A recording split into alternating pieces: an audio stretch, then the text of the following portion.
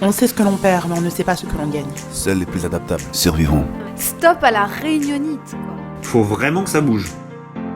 Ça, ce sont les mots que nous disent les agents du changement. Bienvenue pour le podcast Les mots de la transfo. 5 minutes pour écouter les tensions du changement et y répondre. Bonjour chers agents du changement. Aujourd'hui, dans Les mots de la transfo, on va s'intéresser à une expression qu'on entend souvent. Alors coach, on fait quoi ? François-Xavier, qu'est-ce que ça vous évoque cette expression ? Quelque chose qui se répète souvent, mais pas tout le temps au même moment dans l'accompagnement qu'on peut réaliser. En tout cas, c'est un moment qui est assez charnière parce que c'est le moment où la relation est suffisamment installée entre le client et nous pour qu'il puisse considérer qu'on va prendre les rênes et on va décider ce qu'on fait, comment on le fait, etc.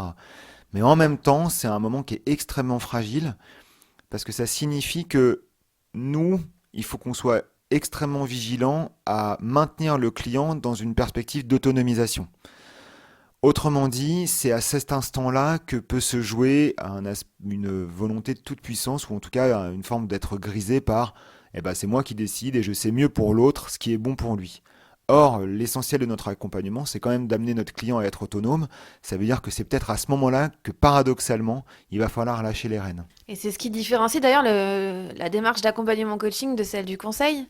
Est-ce qu'il y a des situations particulières dans lesquelles il y a eu un recadrage nécessaire du rôle de l'accompagnant ?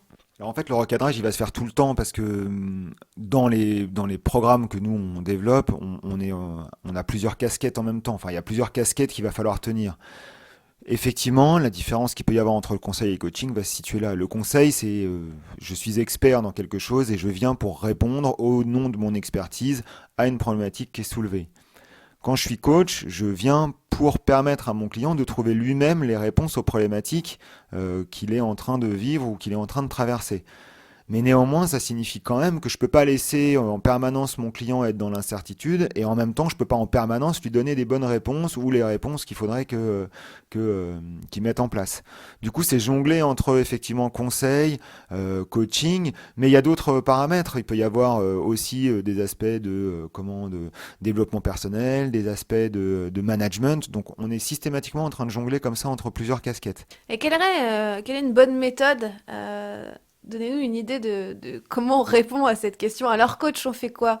Si je vous pose cette question, François-Xavier, qu'est-ce que vous me répondez ? Alors ce que j'aurais tendance à faire, mais en même temps je vais dévoiler mon secret, alors du coup est-ce qu'il fonctionnera bien la prochaine fois ? C'est pas grave, je trouverai autre chose. Mais il y a un truc que je fais systématiquement, enfin en tout cas très souvent, c'est je sais pas en fait. C'est répondre, je sais pas. Je suis arrivé à mon niveau maximum de capacité, je n'ai aucune idée de ce que je peux faire. Du coup, en renvoyant cette question à mon client, c'est lui dire, je sais pas, du coup, tu ferais quoi toi ? Et c'est de l'engager lui sur la recherche de quelles ressources je dois mobiliser en moi pour parvenir à trouver les réponses aux problématiques que je peux me poser. Mais ce moment-là, il est toujours assez sensible, c'est toujours un moment qui est assez... moi, je trouve que c'est un moment qui est assez beau, mais en même temps, c'est un moment qui est assez compliqué à bien négocier parce que il ne faut pas non plus laisser le client galérer tout seul avec faut que je trouve la solution, mais en même temps je la connais pas, du coup je vais demander au coach, mais il me répond pas, du coup je suis encore plus perdu, etc. Et en même temps, faut pas non plus être dans une posture trop de sachant, en disant tu vas faire ci, tu vas faire ça. Et il y a quelque chose qui m'insupporte au plus haut point, c'est aussi l'aspect qu'il peut y avoir dans l'accompagnement, de dire systématiquement je réponds à une question par une question. Donc c'est toujours un peu sensible ce moment-là. On sait quand même que vous aimez bien les questions, François-Xavier. Quelle est la meilleure question qu'un client vous ait jamais posée pour le mot de la fin ? Alors c'était une question que je trouve super forte et que du coup j'ai réutilisée ensuite, c'est « Et si tu étais client à ma place, tu ferais quoi ?» Super. Merci François-Xavier. On se retrouve bientôt pour un nouveau podcast, Les mots de la transfo. Pour plus d'informations, consultez notre site internet www.verticil.fr ou notre page LinkedIn Verticil Conseil.